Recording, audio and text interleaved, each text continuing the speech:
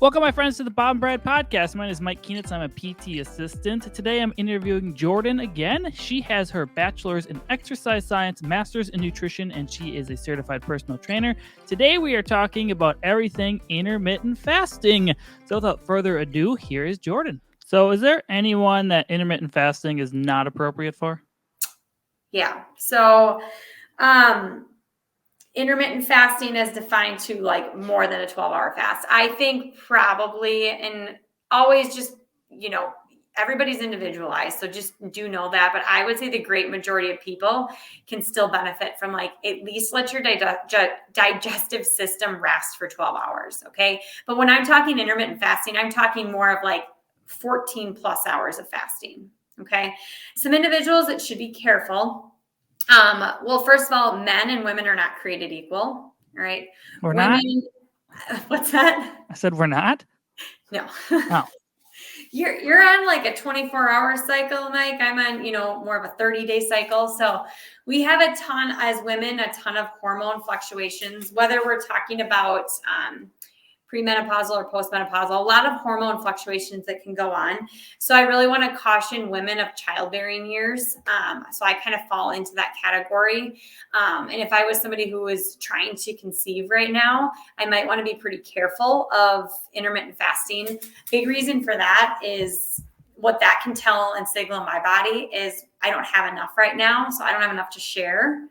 And so I probably don't want to create another life right now because I'm in kind of a little bit of a famine state. Does that make sense? Yeah. I've obviously never thought about it because I'm a guy, but Of yeah. course, right. Now, there can be some women who could actually get great benefit when they're trying to conceive by partaking in intermittent fasting, but not every woman is a candidate for that.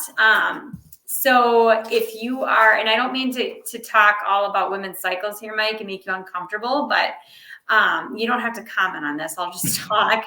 If you're a woman that's, not cycling normally, intermittent fasting is probably not a great idea because your hormones are already having trouble being in sync. So I probably would caution you, is all I'm saying.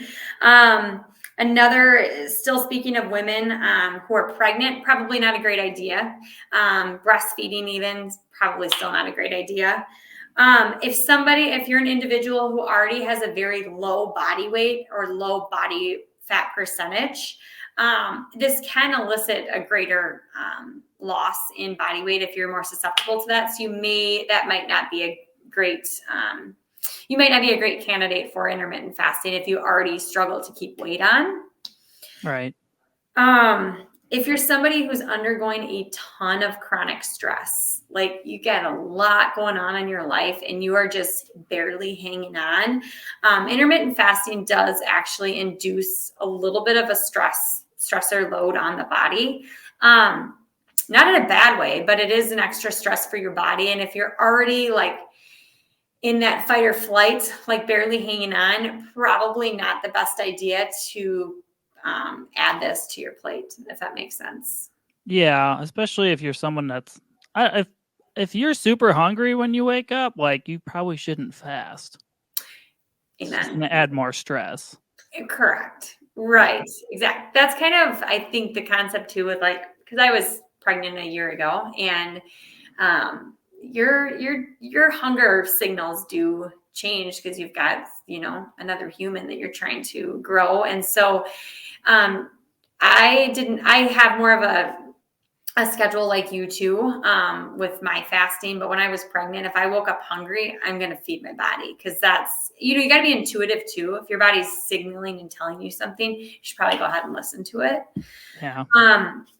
And let's see here, kids and teens, I'm not recommending it for that age group. So don't go home and have your 12-year-old participate in intermittent fasting. They have a lot going on in brain development. So I would caution against that. Diabetics, I'm not saying that no diabetic should ever partake in intermittent fasting. However, I'm not going to come on here and recommend it for diabetics. I would tell you should definitely consult with your doctor before you try that. Someone who's engaging in like a super intensive exercise or training program, you might want to just exercise caution before starting it. I mean, like you said, there's that You said football player, pro football player. Yeah. So it can work, but I'm just saying, I'm trying to talk about certain audiences where it may not be good for, is all. Yeah, it's kind of experimental. Like if I'm just doing like steady state cardio, I feel fine. If I'm trying to lift weights, I usually don't like it in a fasted state. Some people do, but I don't. Yeah, no, I like to have some food in me first. I love morning workouts. Like it sets my tone for the day, but it depends on the kind of workout I'm doing. Like this morning, I was up at 4 because my job is there's crazy early hours. But and then so I was up at 4. I don't eat. I drink a cup of black coffee and just drink water. And then I did my workout at 6:30. So I had been up for 2.5 hours. I was fasted, but I wasn't going for strength today. Today was a little bit more of like a light day, hit training kind of thing. I love it. And then I went home and I ate breakfast at like 8. And that was great. I felt great. My digestive health feels great. Now, if I were going to go try to max out on deadlifts, I'm going to do that later in the day after I've eaten. Yeah, you typically want some food in you, some energy. Mm-hmm. I mean, it's individualistic too, but you get up early. Yeah. 4 o'clock. I rolled out of bed like at 8. Oh, yeah. And so speaking of intermittent fasting, when I wake up at 4, so I ate my last meal last night at, let's see, 6:30. I was done eating. That's just when we had dinner. Well, I ate today at 8, so that's not even near 16 hours. But when you wake up at 4 in the morning, that's a little against the biological clock. And by 8 o'clock this morning, and especially after a workout, I was super hungry. So there's an example where I don't have rigid rules for this. That's just what worked in my lifestyle today. But I do try to never break the whole 12-hour rule, if that makes sense. Yeah, and it varies because I mean I've had days where I'm not hungry in the morning, but if I had like a lot of training and I burned a lot of calories that day, sometimes after dinner, like a few hours later, I might be kind of hungry. And so I will eat something. If it's like to the point where it's not a craving, but I'm like literally tired because I didn't eat enough. Yeah. I'm like, I shouldn't be tired at 7 o'clock. I'm like, it's not that late. And then, yeah, no, I need to eat. So then do you eat in that circumstance? Yeah, I don't. Sometimes I'll like just won't if I'm preoccupied or doing something. But if I'm like really hungry, like I'll eat something. I don't make myself suffer for textbook rules. I mean, because yeah. there aren't any rules. This is just to, I think, create awareness around this topic. There's no like hard fast rules around this. A lot of ways you do it. So but I know when it's coming because it's like if it's just a normal day, a normal workout, I can normally just eat my 3 meals. If it's like I ran in the morning and then decided to lift in the afternoon and I had 2 workouts in one day, like I'm probably going to be hungrier later because I did way more stuff. Right. So it's just, it varies depending upon that basically. For sure. Yeah. So, do all foods and drinks break your fast, or is there something you can consume and still be fasting technically? So, I really can't think of any food that really you can. I mean, all food is basically off limits when you're fasting. Yeah. A lot of beverages will break your fast. There are a couple things though, like this morning I mentioned I drink a cup of coffee. Keyword though that I said there, I drink a cup of black coffee. So this would not be like I went through the Starbucks drive-through and got a vanilla latte and called it my coffee. Like, no, black coffee doesn't technically break a fast, but adding any sort of creamer into your coffee is going to break your fast. Make sense?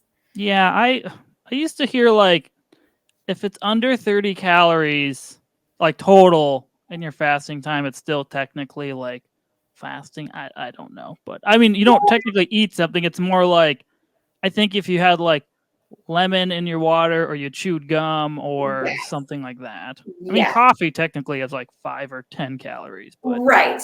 No, and I do think there is truth to that, but yeah, that doesn't mean like go grab 3 almonds because that equals 30 calories. If you're that hungry where you're like, just go eat some food. But no, yeah, there's like little rules like that. I usually just tell people like drink as much water as you want. Black coffee is fine.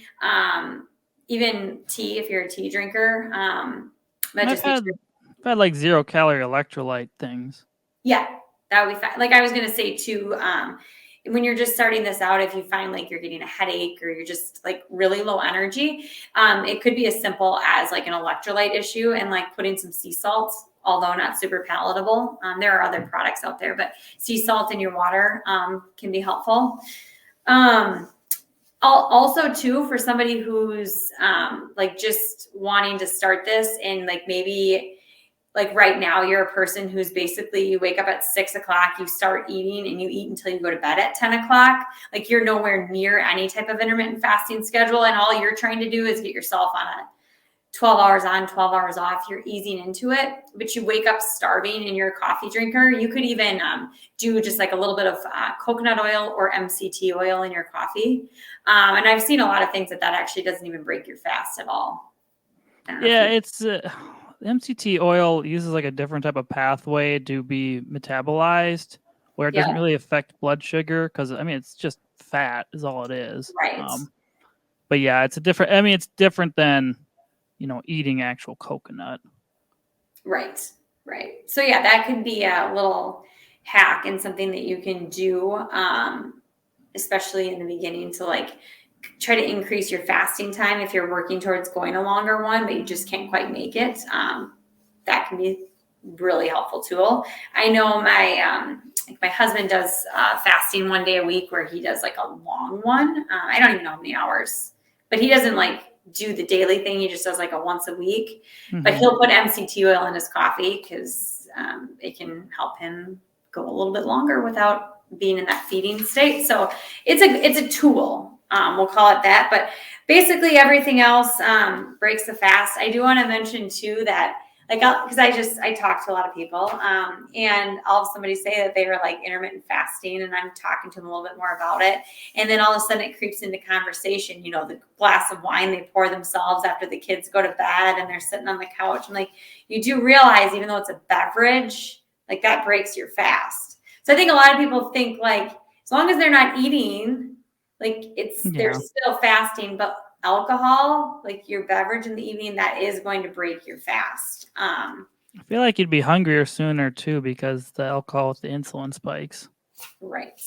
You'd probably wake up hungry or it's going to make you want to I mean, if they were having a glass of wine instead of a pint of ice cream, I guess that's a better option. Oh, 100%. Yes. But you can't really call it fasting then. So no, technically not. So how often should someone fast?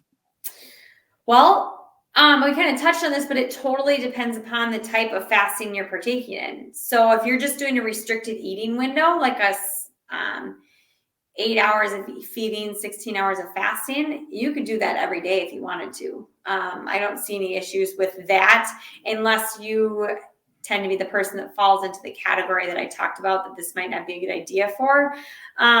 But you could do that every single day if you're choosing an eating window of anywhere between like 6 to 10 hours. Now, if you're going to do a full day fast, like there are some people that do that. That's not for me, but some people like that and see great benefit. I wouldn't do that more than like maybe once a week, once or twice a month kind of thing. So it's totally dependent upon what style of fasting, I guess, that you're doing. Yeah, I've heard, I can't remember who it was. I don't know if it was Hubbard or which guy it was, but they're talking about they do a full day intermittent fasting, but they only do it like once every 3 months. Oh, like a 24-hour fast? Yeah, something like that. I mean, it's very individualistic. Obviously, if you're that I've heard more beneficial for people that are like morbidly obese and really need to lose weight and can't be active because of their weight. Like that has really helped just having electrolytes, 0-calorie stuff for periods of time like that. Right. So it's definitely individualistic for how often someone should fast. For sure. Yeah. There's a lot of like trial and error that comes along with doing this and trying this. It's honestly probably not a bad idea for somebody who's new to this to work with a nutrition coach, dietitian, if your doctor's knowledgeable, which they may or may not have any training in that, but to work with somebody, especially if you're brand new to it, I wouldn't go from a normal, like eating the normal standard American diet to all of a sudden like, oh, I'm gonna intermittent fast. I'm not gonna eat for 16 hours. Probably not a great way to do it. So you may want to work with somebody to kind of help trial and error with you, if you will. Right. So are there any negatives to fasting? Well, first of all, it just might not be suitable for everyone's lifestyle. We touched on that already in the beginning. You gave the example of like a construction worker. Somebody who maybe leaves the house before the sun comes up and they're gone literally all day long. And they're working a very active job. It's honestly probably that would be not a good idea. So the negative is just, it's not going to suit everybody's lifestyle. So although this conversation might sound really great to somebody, just know not everybody's lifestyle is suited to do this.